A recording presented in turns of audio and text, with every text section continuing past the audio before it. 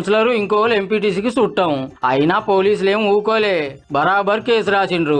ఈ గిడుజుడుర్రి జగిత్యాలకి కాక BRS ward councillor తాగి బండెక్కితే చెకింగ్ లో పోలీసులు ఆపినందుకు గాయ చేసిండు. అగో పోలీసుల మీదకి ఎట్లా మరల పడుతున్నాడో. నన్నే ఆపుతారని సీదా ఎమ్మెల్యేకి ఫోన్ కొట్టిండు ఇలా సంగతి చూడని.